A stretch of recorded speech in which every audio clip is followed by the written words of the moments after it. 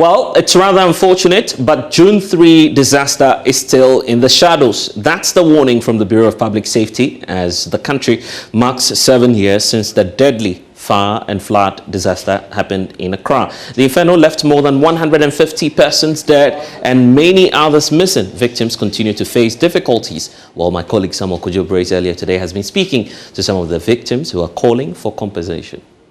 And it caused a lot of devastation. As you can see, all the scraps here are remnants of the cars that got burnt on that day. Today, 7 years on, we are here to interact with victims of the disaster. Daddy na msoto na me my wife na ene me ba ne me bra ke nipa fo nti yadru ase na flood ye na mechanic hase nti ye na ebe gina ase nti ya gina ona me wife say mindani me chi na me hwe na ejao mindani me nkwa na eja beto mitiso me ho hwibiem nti me expect tim na 37 na 37 so me ko down sa time no na me say my wife ne me brother me busa for o mewu ndi me dawa e be discharge me sana psychologist for ya mo ba me nche na me nim de okoso de na but yanka be say my wife no o mo admission reach na me so mo 37 ndi na me so me gidi sa da e be discharge me na che so my wife me busa for o me film ndi anya nyizi na me di bibia de ma nyame set de nyame na e ma nyame na e nti. And on that day, he was here with the wife, child, and a brother. When all of a sudden the wife said, "Fire!" Immediately he turned. There was fire on his head, and that's everything he recalls. By the time he realized, he was at 37. So many operations. He's gone through 20 of such operations just to recover to be how he is today. He says that he lost a huge thing on the skull there. We are showing to you on the screen now. That's his skull as it is today. From that particular accident, it's quite a huge one. You need to be brave enough to watch this. He says that whilst at the hospital, they didn't tell him that the wife, the child, and the brother have all died. It was after, when he was being discharged, when psychologists came to him and worked on him to understand what was happening. He says they only paid his medical bills, but he has not received anything like compensation, and because of lack of funds, he's not able to go for reviews. I'm a father of a disease. Okay. That very fateful, that very sad Wednesday, I was at work and the rain started. It rained in the morning, and in the evening it started again. And my son is also going to work. So he was going to work that evening. He's going to work that very day. So I was there. It was raining heavily, and my wife too, and is in the market. So, in fact, I'm willing to come and see them because I know where they are. It's very, very distant. I couldn't come. The next morning, I had a call from my wife that the water has taken my son away. So my son, he didn't burn, but he drowned. He's drowned. Yes, by the water. Well, very chilling accounts there, but we understand that the Ministry of Works and Housing has released a statement on this. In fact, we can bring that to you, excerpt of it right now on your screens. And you see a statement there from the Ministry of Works and Housing, which is dated June 3, 2022. And excerpts are, of course, indicating that today actually marks the 7th anniversary of the June 3 twin disaster, which claimed over 150 lives following the flooding and an explosion at the oil filling station at the Kwame Nkrumah Circle. As we mark another anniversary of the said sad incident, I wish to, on my own behalf and on behalf of the government and the people of Ghana, express my deepest condolences to the families and friends of the victims of the disaster. Our thoughts and prayers remain with them. But here's the point that government is making, that the Akufo-Addo government remains committed to honoring the memory of our departed friends by continuing and intensifying the efforts to find lasting solutions to the perennial flooding challenges in Accra and across the country. It is in this spirit that government is currently collaborating with the World Bank to invest about $200 million to implement the Greater Accra Resilient and Integrated Development Guide project, which will mitigate flood risk and also, as we are understanding, address the sanitation and solid waste management challenges in the Odo drainage basin where the unfortunate event occurred. And we understand that while efforts to procure a contractor for dredging of the Odo under international competitive bidding is underway, dredge masters would also continue with their ongoing engagement to clear solid waste in the area. Additionally, government is indicating that it has taken some steps which will deal and reduce the volume of waste in the area. So that's the indication we're getting from government. A statement actually signed by Senso Bonchi, who's the sector minister for works and housing. But we understand that the Bureau of Public Safety is raising a number of concerns. In fact, the Bureau of Public Safety is talking about the fact that till date, after 7 years, state agencies in their efforts in terms of handling emergencies are not properly coordinated. The Bureau is also raising concerns about how largely the state has actually failed to pay proper tribute to over 200 lives that were lost in the disaster, with less than 40% of actionable recommendations achieved. So let's speak to Executive Director for the Bureau of Public Safety, Nanaya Akwada, who's joining us live via Zoom now. Thank you, Nanaya, for your time. So first off, let's start with a statement that we're receiving from the Works and Housing Ministry. It appears that the government says through this GARID project, which is amounting to some $2 million, we may finally have a solution to perennial flooding and possibly avert the recurrence of the June 3 disaster. It sits well with you? Well, let me say good afternoon to your viewers. I must say that we should take the government statement, or if you like, the Ministry of Works and Housing statement with a pinch of salt, which, to the extent that it's been 7 long years after that disaster, and today, as we mark the 7th, anniversary, we are now hearing something that we have been hearing all the time.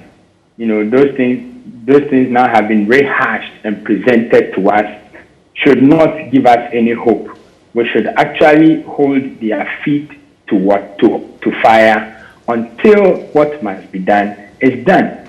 The Ministry of Works and Housing, and I'm going to be very charitable in this discourse, because we find it extremely disturbing that there are low-hanging fruits that this ministry is supposed to take, where in their statement they indicated that it's a shared responsibility and people must, be part of this solutions game. It was recommended in the report, in part 4 of the policy recommendation, that the Ministry of Works and Housing itself is supposed to amend the building code such that every home now, today, it will be mandatory to harvest rainwater to some extent. 7 long years, nothing has happened. And today, we are being told of huge sums of money that they are prepared to throw at programs, which in any case might end up will not see anything anyway. But actually, at least to be fair, it appears that government is taking some steps, isn't it? But they've been taking some steps since 2015. What have you seen? Why is it the first time we are celebrating and we are marking the anniversary of the death of over 250 Ghanaians? We did it the first year, we did it second year, we did it third year, we did it fourth year. In all of those years, they told us something they were doing. And Kofi, I'm sorry, this is something I live and eat. We've been following government's commitment year on year when we marked the June 3rd disaster. Okay? The place where the disaster occurred, we have said time and again that at least that particular location, people must have a conscience. The state itself must pay tribute to those people and ensure that no lifting takes place there, at least just that small enclave. What do we see? Nothing. Right, the local assemblies, I mean the TMAs, the AMAs, and the MMDC, was it not recommended for them to take penal actions against officers who approve of buildings to be sited in waterways?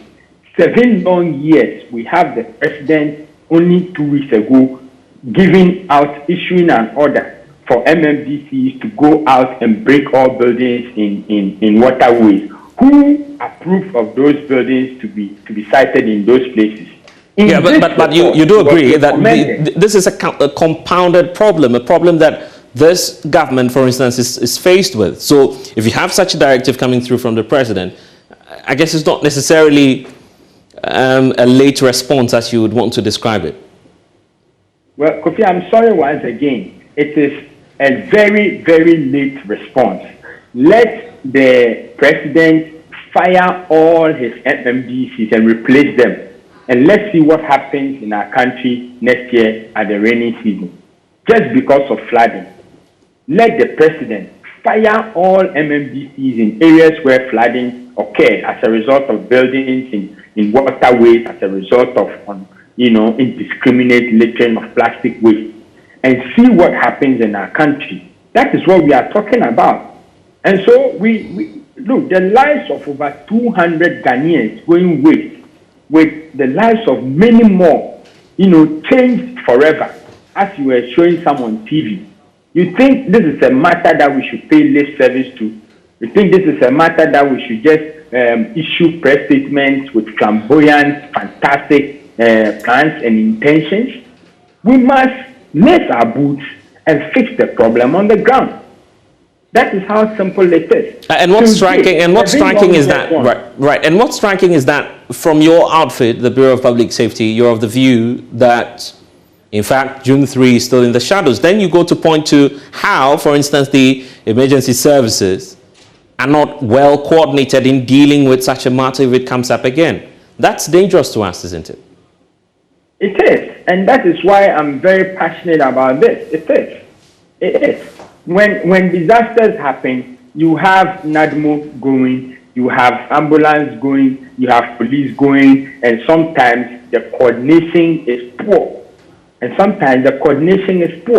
So we have said, as a country that has a national disaster management policy, I think that we should work to get all these institutions working, collaborating effectively, and working in harmony when there is a disaster. We saw what happened in Accra.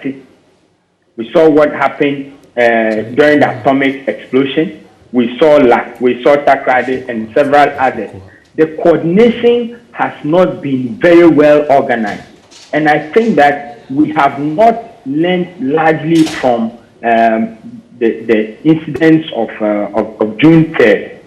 We have not learned largely from it. That is why we say that government has not paid adequate tribute to the lives of over 250 people that were lost in a single day.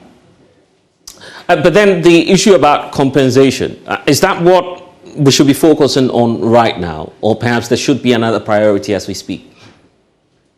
Well, I think, look, the people who have died and the survivors of these people, the state has a responsibility to cushion them. The state has a responsibility to put those people back on their feet. Even though we have not followed adequately the matter of compensation, it also keeps coming up every now and then. And I think that as a state, we must live up to our responsibility, live up to our mandate to make sure that people who, through no fault of theirs, just found themselves at the wrong place at the wrong time, having gotten themselves involved in such a disaster, we do not leave them to their fate. For God's sake, on that day, it could have been you, it could have been me who were trapped there. There's a broader conversation around congestion in Accra. The fact that it's partly contributing to perhaps what we witnessed in the past and likely to push for another incident to happen in terms of the disaster. We're not wishing for that, but then obviously proactive steps ought to take place. Should that include, for instance, a drastic measure to decongest the national capital, Accra? Well, congestion is a technical word, and I think that when you use it in this context, we have to see it as a very subjective word to use. There is no capital city in the world that I have visited which is not congested. But even in that congestion, there are proper plans and proper infrastructure in place. The cities, the famous cities across the world that we see getting flooded, the amount of rain that floods those cities, if same rains are placed on Accra, the city or the whole city of Accra will vanish. That's what we must understand. And so even Accra is congested, there is a need to decongest, but there is even more a greater need to ensure that we properly manage solid waste. This is an issue that in the June 3rd report, it is there, a ministerial communication indicating that our plastic waste have reached alarming or catastrophic proportions and that there is a need to urgently manage it. 7 years on, we have not seen any significant action being taken by the state. Look at the footages, scrolling on your screen right now, and just appreciate the amount of plastic waste in this flood. Then you know that we are actually paying lip service to the dead. Right, and let's talk about, for instance, the recommendations within the committee's report. Obviously, after June 3, there were some recommendations. For instance, part 4, we talks about the need to clear buildings on the waterways and all of that. And in fact, looking at the report in itself in its entirety, it appears that there are some outstanding matters for government to deal with, right? Yes, several outstanding matters. For instance, I would want to see, some of them are joined with others. There are a lot of recommendations, but some of them are key. One of the key ones is pressing penal actions against officers who approve building permits in waterways. It has not happened. If we can do this, so much more will be solved. Number 2, making it mandatory for houses to at least harvest rainwater to some extent. How difficult is this?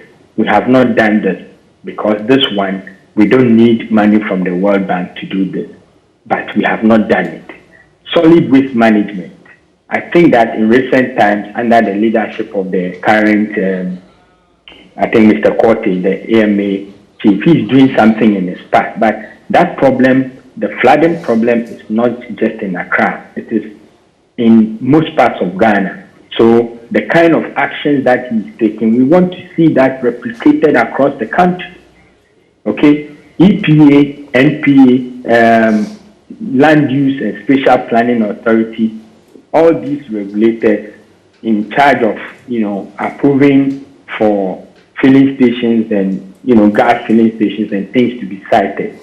We're supposed to have a committee, a permanent committee, according to the recommendation, set up by the Ministry of Environment, Science and Technology to supervise the activities of these regulators. I am yet to hear of any such committee. The NPA, the National Petroleum Authority, was supposed to ensure that in collaboration with the Ghana National Fire Service and other training providers, fuel or filling station attendants, receive safety certifications periodically. That is also yet to happen as far as I'm concerned. And so in the midst of these critical things that are not happening, one cannot sit comfortably and say, well, we've seen some $200 million in the pipeline, we've seen some $450 thousand or million Ghana cedis somewhere. So let's all go to sleep. The state is doing something. I'm telling you, the state can do more. And as far as we have the lives, the blood of 250 or so Ghanaians, calling on us, the actions that the state has taken in the last 7 years is appalling. And June 3rd disaster, another one, left in the dark. Nanayao, I would have wished that we wrap up, but just hold on for me. What we'll do is that we'll take the aspect of public education, but it's been raining, just a wonderful coincidence. So let's get the reaction of the public about the situation wherever you find yourself. In fact, if you're watching us now, particularly within the national capital, Accra, just give us a call, 0302 211 691 or 2. Let's find out what the situation is where you are and what your concerns are. And then we could take that right away. So you have the numbers right there on your screens. But Nanayao, as we wait for the calls to come through, there's the aspect about public education, because government may not be able to do everything. So for the individual aspects, what are we to be, on the lookout for as members of the general public? Well, I think we must understand that we live in this together, and that the planet Earth is where we live. It's made up of 75% water. And so if we do not live in harmony with the earth, when the rains come down, water will always find its path. Number one, solid waste. We must do all our best to make sure that when we generate waste, we dispose of these waste appropriately. Number two, let us not, misuse our influences and our wealth by taking up spaces that hitherto are reserved for ecological sustenance or for sustainability. So people take cash in on their money and they buy spaces, plots of land in areas that are not supposed to be built on. Let us allow the spaces that we are not supposed to build to remain so. And number three, I would want to encourage every other citizen at the personal level that we must do well to build community where we are. If we build community, we will be able to know when the rains are coming, where to move, who to call on, and who to help whenever the floods come. Nanayao, just hold on. Let's bring in the calls now. I'm sure that you'd be minded to react to some of the issues that will come up from our callers. Adam, surprisingly, is joining us from the Upper West region. Let's find out his concerns. Adam, what do you have to share with us? Yes, please.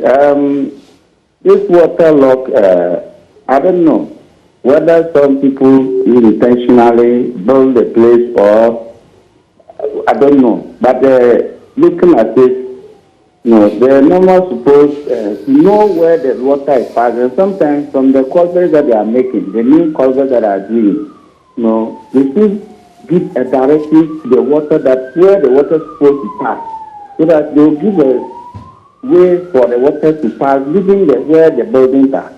Now, some of them, the contractor will come and put palm and other thing on the road, block the water. They will not even come to check whether the water is passing there or not. End of the day, when they come to talk, they then say, oh, they have not given them money to work on. What about the water that is taking people's cars and human being life? So sometimes we do deliberately work and let it, stop the people to be suffering on that issue. So I don't know how they will be found that solution to. Adam, thank you for giving us a call. So the numbers are on your screen right now, 0302 211 691 or 2. You can just give us a call and then we'll find out what your concerns are. And as we wrap up on this conversation, Nanayao Akwada, let me bring you in. So first of all, that caller, Adam, is talking about how we build on waterways. Generally, I'm sure that even here in the national capital, that's the concern as well. So as we wrap up, your comments on that and your message to the general public. Well, I think when it comes to waterways, I've indicated that clear, that it's an enforcement issue, which the MMDCs or the Land Use and Spatial Authority folks are actually not doing what they are supposed to do. in the recommendations of June 3rd, it is stated clear that press penal actions against officers who approve of buildings to be sited in waterways. Within 2015 and 2022, a lot of buildings have sprung up in waterways and in unapproved areas. Who approved for those buildings to be sited? Let's bring them to book and then see whether moving on, people will be approving for buildings to be sited. Dana, one more question coming through from William. William from Cape Coast has a point to raise. I'm sure you would like to react to that. William, what's your concern? William? I'm from Cape Coast. Yes. Can you hear me? Yes, let's hear you. I'm saying I am very much happy about the expert view of these perennial flooding. But I think it has gone beyond just breaking houses and other things. The concept is that those days we used to have trees and some bits of forest patches all over that collect some water and then release them as and when the level of the flood goes down. This time, all these places, whether through building or built up area, we have covered all those areas. And so when it rains, it creates this problem. I beg, the government of the day must employ the services of the environmentalists, the geographers, and other groups. Done everything in the hands of the engineers, town planners. Use the geographers. They can tell you how much water a particular piece of land can hold at a particular time, and then release them as and when it is. In fact, as we keep on breaking buildings, we give permits for people to also erect new ones, and especially if you are connected, politically connected, who is going to pull down your building? And then are we saying just pulling down buildings is what is going to solve the entire problem? The last time when I listened to some discussion, they said when it rains at the mountains in Accra, the next minute it means Accra is going to be flooded. I beg to differ, because sometimes 30 minutes of rain, you can't tell me the runoff from Accra mountains can get to Accra and then flood the area. There is a peculiar issue. We must sit down, plan well. Today it is no longer Accra. Because we are having our share. Kumasi used to have it. Last year they had it. Other areas that like the northern region and then upper west and east. So let's find out what is actually the problem. Our forest covers, they are very, very, very good to hold up water, rainwater that you have no idea. Take for instance, imagine this stretch of Kakum forest is wiped off through any other activities, galamsey or building another thing. It means the amount of rainwater that will be collected there as it is now will no longer be collected. It will run off and destroy our things. And we keep on crying. And again, those who are also building in waterways, we tend to cover everything. Ramsar site, waterlogged area, marshy area, because we have the wall without. We fill these areas, erect mansions on it, create problems for ourselves. What kind of people are we trying to be? All right, Thank you. William, thank you for giving us a call. So we understand that some parts of Domi has also flooded. We'll be bringing in some of those visuals shortly. But then let's deal with more callers. Tell us what the situation is where you are right now. Hello? Okay, but what you have on your screens right now is the situation at Domi Crossing, and this is a real-time visual. So this is the situation just after a few minutes or so of, I don't want to call it a downpour, but that's the situation that we are witnessing there. And Nanaya Kwada, it appears that it buttresses the point you're making about how we're not prepared and we're not learning the lessons. And I'll tell you that I'll tell you that if we want to demonstrate commitment to ending this perennial flooding or seeing a significant improvement in this perennial flooding, the president must bite the bullet. He must take steps to fire his municipal, metropolitan, and district assembly representatives, the district chief executives and all. He should take steps to fire them and tell them, the new one that he will hire, that I don't want to see next year. And my brother, let us see that beyond this, whether we will see flooding like we see in our cities and our towns, like we are seeing every year. I tell you, the work of the MMDC is not just to take care of flooding, but it is the one single action that when it occurs, we lose so much. It brings businesses to a halt. It's affecting our GDP so much. If we fire MMDs over flooding, we see a significant improvement.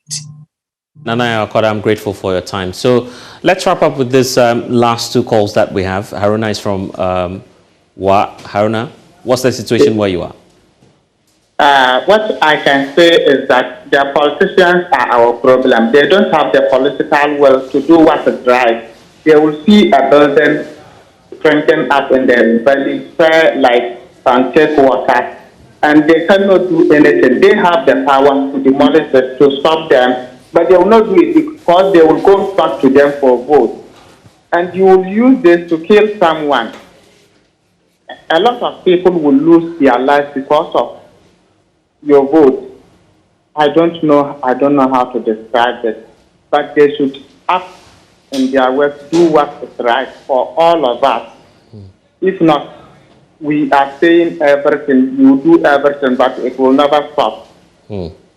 Well, thank you for joining us, and would like to obviously caution at this moment that if you're driving, you need to be cautious, and of course, if you are also within the Domi community, you might want to step out with a lot of precaution. So.